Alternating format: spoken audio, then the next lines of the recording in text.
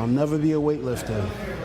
And for people out there that don't know what a weightlifter and a bodybuilder, what's the difference, I'm going to explain it to you. A bodybuilder is primarily concerned with contracting his muscles. He contracts his muscles against greater and greater amounts of resistance. By doing that, he's able to stimulate hypertrophy and make his muscles grow. A weightlifter is just concerned about moving weight. You know, and he can boast to you about how much he curls, how much he benches, you know, how much do you lift? You're a weightlifter. It's really not important to me.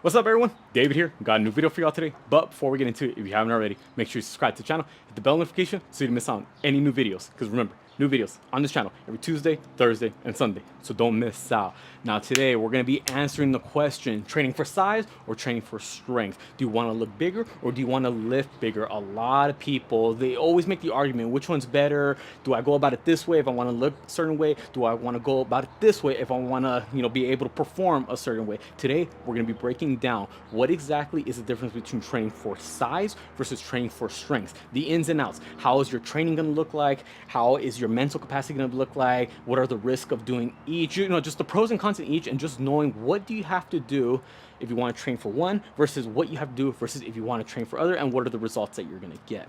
So to break it down, what do we mean by training for strength versus training for size? Well, luckily, I broke it down right here. So we got this side right here, which is pretty much laying out what it's like to train for size. When I say train for size, I really mean building your muscles and looking better. Realistically, many of you, if you're training for size, that means you have looks in mind. That means you want bigger arms, bigger biceps, chest, massive traps, good sized quads. You're training to make the muscles bigger, taking up more space. You want a certain image that you have in mind that you're trying to achieve every time that you work out. However, if your goal is to train for strength, then what exactly we're talking about? We're talking about lifting heavier, getting more weight off the ground, more weight over your head. And we're talking about performance. Oftentimes, when people have the goal of wanting to train for strength, it's obviously because of a performance goal. Whereas in size, it's much more of a visual, more of aesthetic, a personal gain that you want. Typically, training for size entails that you are a bodybuilder, a model, something like that. But if you are training for strength, then most likely you are some type of athlete, whether it actually be a strength athlete, like a power lifter or a strongman, or just an actual regular athlete, let's just say a football player or a basketball player. Strength does play a big role in your performance on the court, on the field, other athletic endeavors such as those. So how exactly do we break apart how do you train for one versus how you train for the other? Well, there's multiple things that you got to take into account. First off, you got to figure out what is the goal. We already established you want to get bigger muscles and you want to look better if you're training for size. But how does that translate over to your training? Well, that's what we're going to talk about. The SAID principle. For those who don't know what the SAID principle is, it stands for specific adaptations to imposed demands. Again, specific adaptations to imposed demands. That is what we're going to be focusing on. Pretty much what that principle is whatever it is that you're training, that's what your body is going to get used to. Whatever type of stimulus that you're placing on it, that's what your body is going to force itself to adapt to. So when it comes to working out and building size, biggest number one concept in the gym, progressive overload. And that's what I have right here. PO, just know PO stands for progressive overload. Pretty much what that means is adding stimulus, pushing that muscle beyond its comfort zone. And there's multiple ways to go around it, because let's be completely honest, if you're not pushing your muscle past the zone of comfort, if you're just casually lifting weights, you're not going to be results. You got to feel the pain, you got to feel the burn, you got to get uncomfortable if you want to see the results that you're looking for. So when it comes to training for size, there's multiple ways to go about progressive overload. Again, progressive overload just means making the muscle feel uncomfortable, forcing it to adapt to whatever stimulus you're placing on it. oftentimes the easiest way people progressively overload their muscles is by constantly adding weight. Add 5 pounds of workout. Today, I bench pressed 100 pounds for 10 reps. Next week, I'm gonna bench press 105 pounds for 10 reps. The following week, 110 pounds. You know, you're just gonna constantly add weight and add weight and add weight. But eventually, you're gonna get to the point where you just can't add any more weight because, you know, we all have a cap. We gotta train past that point. When it comes to training for size, it doesn't matter how much that you're lifting as long as you're getting a specific response out of the muscle. Again, we want to make the muscle feel that burning sensation. We want to push close to failure, not necessarily to failure, but close to failure. So what is one thing that you're going to be doing in your training when it comes to working out for building size? You're not going to be focusing about lifting just as absolutely as heavy as possible. No, what you're going to do is you're going to lighten the load up a bit, and you're going to be focusing on those slow eccentrics. That means the lengthening of a muscle. For most exercises, that's going to be the portion of the movement on the way down. So if we're doing curls, the eccentrics is when you're letting the bar down. When you're doing a bench press is when the bar is coming down. When you squat, it's on your way down. Now, you might be thinking, well, isn't that every exercise? Shouldn't every exercise be on the way down? Isn't that the eccentric?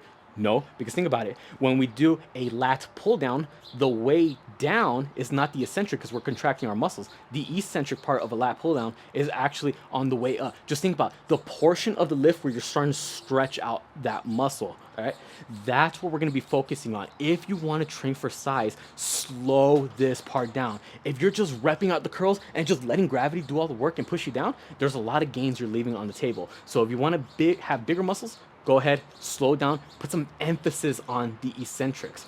Because you're going to be manipulating the tempo, you're going to be going slow.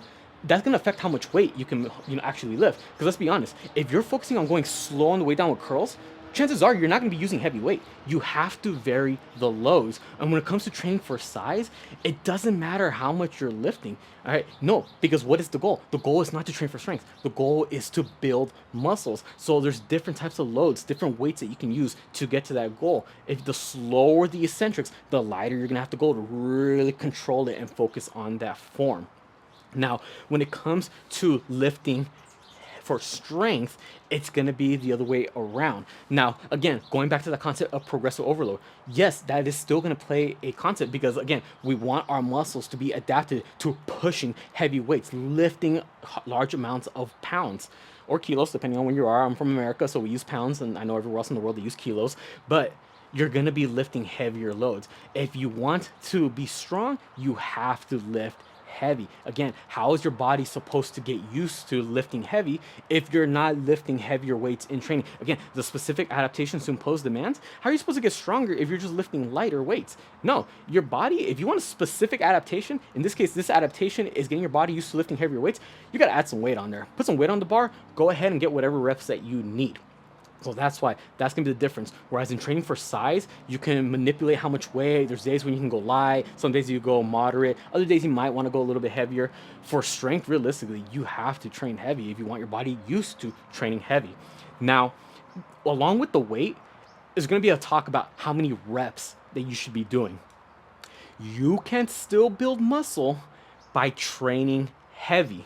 You can still get stronger by lifting lighter and increasing the reps. It's just a matter of which one is going to take priority. A lot of people think that just because they only train for size, that's all the results they're going to get. People think that only if they train for strength, that's the only results they're going to get. No, if you're contracting your muscles against stimulus and you're actually pushing close to failure, you're going to see muscle growth and you're going to see strength increases. It's just a matter of which one's going to be the priority. One is going to take more precedence over the other. That's why reps play a huge role in this. Realistically, a lot of bodybuilders, or many of you, if your goal is to build muscle, you may be stuck with the old, okay, everything has to be 8 to 12 reps if I want to build muscle. And if you want to train for strength, everything has to be 5 reps or less. Because, you know, at least what I always joke around and say is if it's more than 5 reps, it's cardio, because I personally prefer training for strength. That's just what I like. That's my personal preference. But realistically, you look at the research, you can go up to 50, 60 reps. And as long as whatever rep range that you're approaching is getting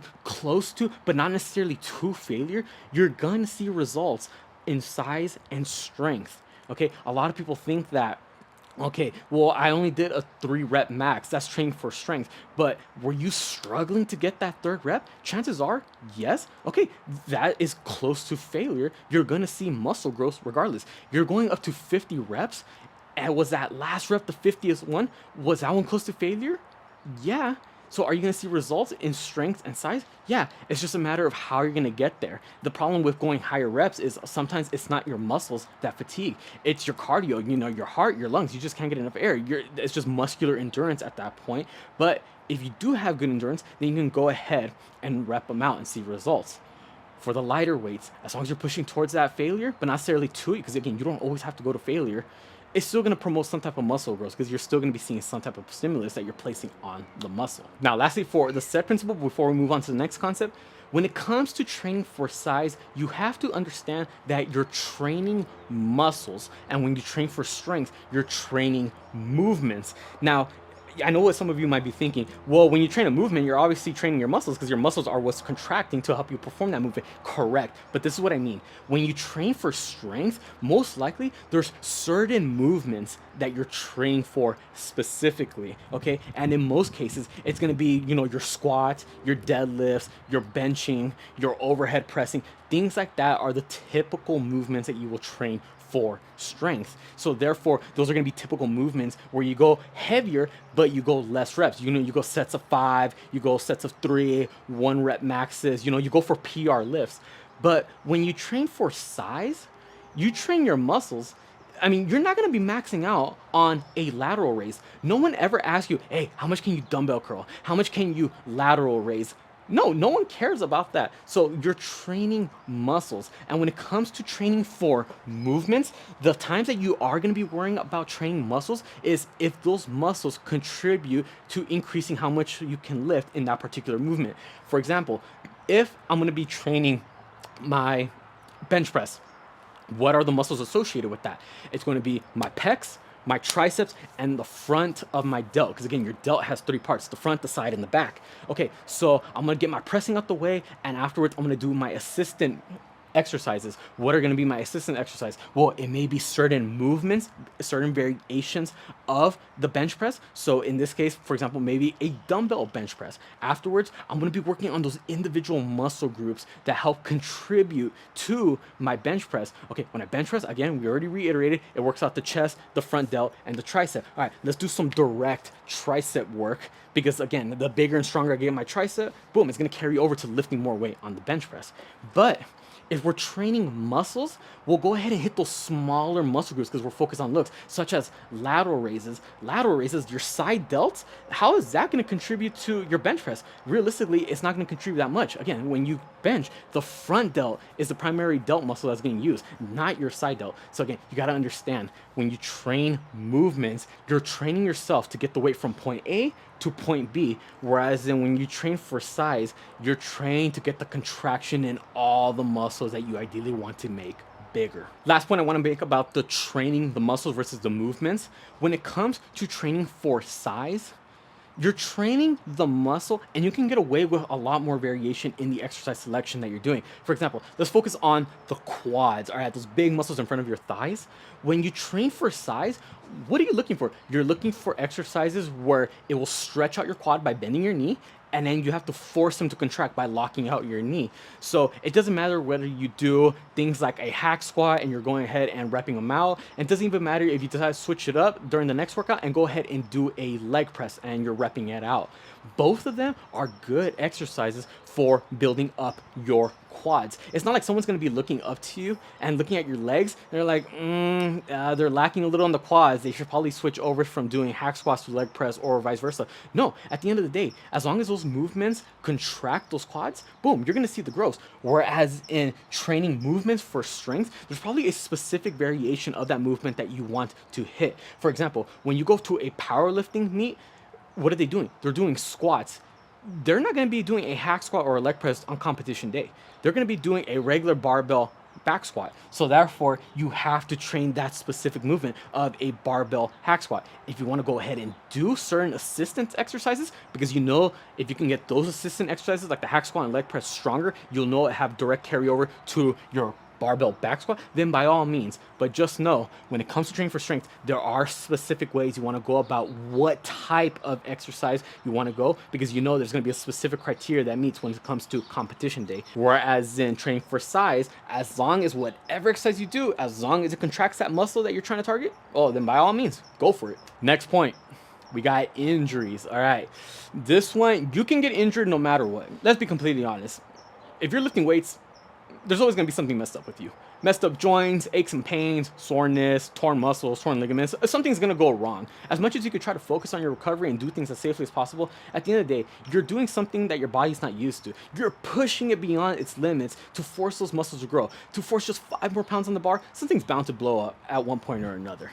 The good thing about training for size, at least from my experience, is you can work around injuries. But when you train for strength, the risk for injury, at least from my personal experience, is a lot higher. If we take something like a deadlift, the risk of injury is a lot higher, because now you got to really emphasize keeping that back straight. If it starts bending, you start rounding it back, boom, herniated disc. But whereas if you have an injury for when you're training for size, there's ways to work around it. There's so many other machines that you can do, where you can, maybe I can't do any free weight squats because, my lower back got injured. All right, no big deal. If I still want to find a way to work out my quads, I'll go ahead and do leg extensions. I'm seated, I don't have any spinal compression. I'll go ahead and do leg press. Again, no spinal compression. Whereas if you got an injury and you're training for strength, well, you kind of can't get away from doing squats. Yes, you can go ahead and do those other variations of the exercises, but realistically, there's specific movements you have to do for training for strength, because that's probably what's going to be asked of you on the field of play, the competition you're competing in, whatever it may be. So that's my take on injuries for both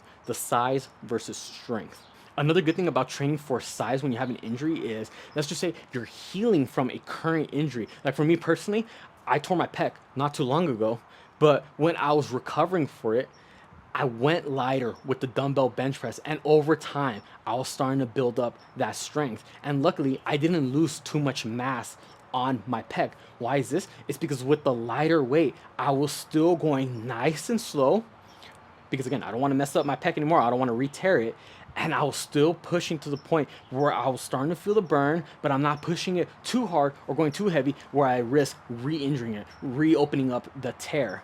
But when it comes to training for strength and you're healing up from that injury, well, you're kind of going backwards. Yeah, you have to rehab it to get back to where you used to be, but that's lost strength that once you're back to 100%, all right, now you got to spend even more time getting back to lifting however much you were before. So at least I can still get good pec stimulus and maintain my size when our focus is training for size. But without a doubt, training for strength and you got an injury, you're bound to lose strength. All right, it's just the nature of the game. You can always bounce back from it, but just know you're going to take that hit. Now, let's look at the mental component of both.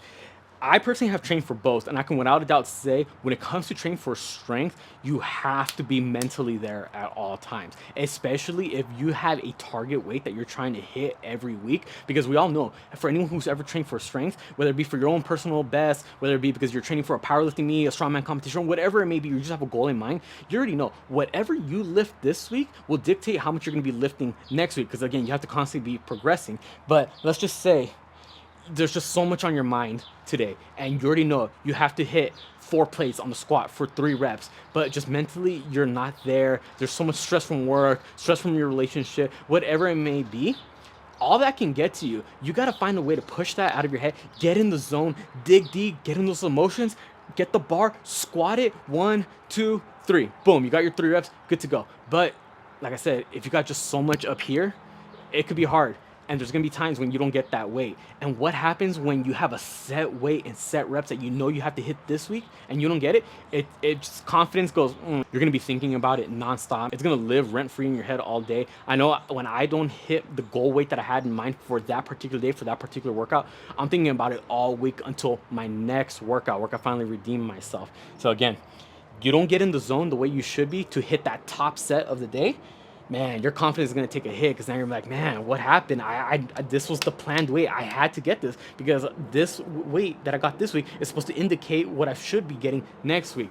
But luckily, when it comes to training for size, you don't have to worry about hitting this top weight. You just have to worry about contracting those muscles. So even on the days when you don't feel like lifting, well, lucky for you, you can go ahead and go light and just rep it out. Feel the burn in those muscles, contract against some resistance. Boom, you're good to go. You don't have a predetermined top set that you have to go in the gym and prep for and peak for. No, you just have to find any machine, any weight, any barbell, any dumbbell, whatever, and go ahead and rep it out, contract it, feel burn. That's all you need to consider having a great workout. So that's why, as far as mental capacity, mental preparation, I think the size will have the winning edge on it, because you don't really have to rely so much on the mental aspect going into a particular workout. On the days where you feel sluggish, all right, you could always back down on the weight.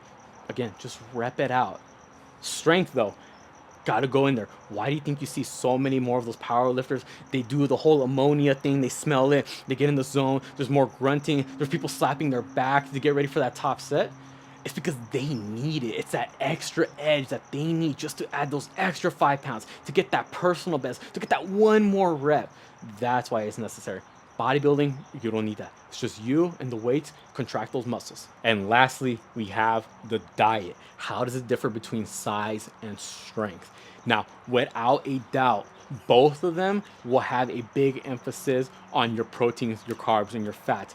Protein, without a doubt, is going to take the priority for both, because you need the protein to build the muscle. Although your goal is to build up your strength, you still need to eat protein, because you still need to grow those muscles at one point or another, because a bigger muscle does equate to a stronger muscle in most cases, assuming you're doing everything correctly, but that's a separate conversation. But when it comes to building up your size, your macros, your protein, carbs, and your fats, how much you have of each will determine how you look. Whereas in training for strength, you're mainly emphasizing on those overall calories, and you're not too concerned about the looks. Yes, you still want to make sure you're getting adequate amounts of protein, carbs, and fats. You want to know what are those calories consisting of, but they're not going to be as important as someone who's training for size. Because if you're someone who's training for size, most likely you're a bodybuilder, you're a model, you're doing it for looks. You don't want to just eat nonstop fat and nonstop carbs, so many extra calories, because again, what is that going to equate to? It's going to equate to a lot of extra body weight that you're holding on to. You want to make sure you're eating the right amount of protein, so that way you actually build the muscle, right amount of carbs, right amount of fats. Overall, you want to take everything into account so that you're building plenty of muscle, but you're not putting on a whole bunch of extra fat, because you still want those lean looking abs. If you're trying to trim down, lean out for the summer, then yeah, still adequate amount of protein. Maybe monitor all the extra carbs and extra fats to make sure that we're in a caloric deficit. All that needs to be taken into account. But if we're someone who's training for strength, well, size is king. All right, why do you think you see all these power lifters in the heavier weight classes lifting heavier weights than the lighter weight classes? Again, because mass moves mass. The bigger you are, then most likely the more you're going to be able to lift. Why do you think the biggest and strongest athletes in the world are the strongman competitors, and yet they're the ones that eat the most? I mean, you look at Brian Shaw, he eats 10, 12,000 calories per day, but if you look at a bodybuilder, they're only eating maybe like 4, 5, 6,000 calories at most throughout the day. Again, there's a lot of differences in their diet. Yes, protein, carbs, and fats have to be taken into account. How many of each? One of them is going to determine how many of you eat, will depend on how you look. And the other, just get those calories in, because the more body weight you can put on, it's going to carry over to how much weight you can lift. But there is a higher risk in just your overall health, because if you're just training for strength and you're loading up the calories to get just as big and strong as possible, well, all that could, take a toll on your heart. You're carrying around so much extra body weight. It's a lot of extra carbs, a lot of extra fats. A lot of that, could take a toll on you. It's just so much more food that you have to be going through. And that's not to say that training for size won't get you that either. I mean, you look at a lot of these bodybuilders, they eat a lot of food without a doubt, and a lot of extra muscle they're holding on to every single day. So just know there are slight differences when it comes to training for size and strength when it comes to their diet. There you have it, everyone. Hopefully that was a good explanation, so you understand the difference between training for size versus training for strength. Which one will work better for you? For me personally, I prefer training for strength. That's why I don't look all that big, but I can lift heavy enough. I can squat over 4 plates. I could deadlift over 4.5. I could bench in the upper 200s, but I'm not that big of a person. I don't have that big of a frame. My arms are not that big. My legs are not that big. My torso is not just sticking out like that. I'm not that wide. I'm not a big person, but that's because that's not my goal. I'm not particularly training for size. I'm training to lift heavier. I prefer to actually lift heavy than train to look like someone who lifts heavy. Can you do both? Absolutely. You can train all the weights that you want, and you will still see results in both strength and size, but depending on how your training is, one is going to take priority over the other. It's just a matter of personal preference. Which one do you prefer and what sports you're pursuing? And again, it's just personal preference and goals. Whatever you want, that's what your training is going to dictate. Comment down below if this video was helpful. Comment down below which one you prefer, size, strength, or a combination of both. Do you like cycle? Do you do one strength training phase of one and then one strength training phase of the other? Comment down below. Let's figure it out. See what works best for everyone. Also, comment down below any other video suggestions you'd like to see me do, whether it be about mindset, motivation, nutrition, diets, workouts, programs, whatever it is, comment down below. I'd be more than happy to help you all out. Be sure to subscribe not just to my channel, but my girlfriend's channel and our couple's channel so you don't miss out on any new videos. Because remember, new videos on this channel every Tuesday, Thursday, and Sunday. So don't miss out. And then Instagram and TikTok, same thing. Be sure to follow me on my accounts, girlfriend's accounts, couple's accounts. I put all the links down in the description below. With that being said, I'll catch y'all next time.